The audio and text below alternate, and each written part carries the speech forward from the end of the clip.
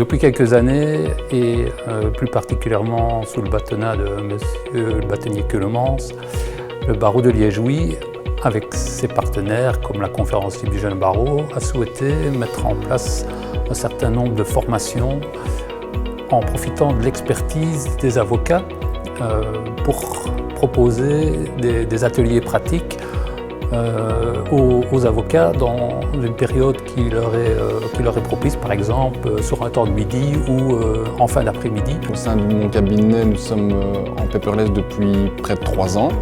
On a mis ça en place de manière assez rapide, je trouve. On a réfléchi ensemble à comment le faire. On a proposé différents processus et pistes ensemble.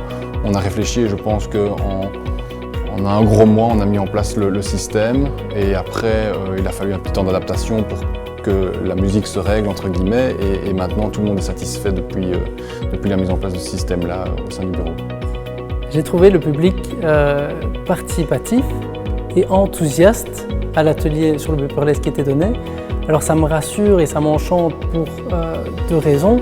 C'est que ça veut dire qu'il y a une curiosité, donc une volonté d'aller plus loin dans l'apprentissage de Delex. Et d'autre part, il y a aussi toute une réflexion sur comment est-ce qu'on peut améliorer sa façon de travailler face à la problématique actuelle et qu'il est pour de nombreux cabinets d'avocats du paperless.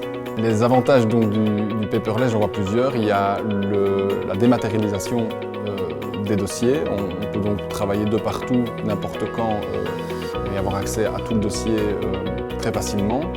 La deuxième chose, c'est parfois un point qui est oublié, mais au niveau de la manutention des dossiers, ça facilite beaucoup de travail des secrétariats. On n'a plus des gros dossiers à transporter et on a aussi un système de classement qui est beaucoup plus facile dans un dossier informatique que dans un dossier papier.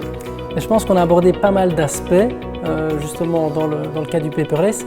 Et ce qui me semble être ressorti, en tout cas pour la majorité des avocats, c'est vraiment la gestion des flux entrants et ce qu'on en fait. D'autre part, je pense que l'inventaire des pièces numériques, qui permet réellement de consolider un inventaire de manière digitale, n'a pas laissé les avocats indifférents. Et je pense que si je devais choisir vraiment 2 points qui ressortent de l'atelier, ça serait ces 2-là.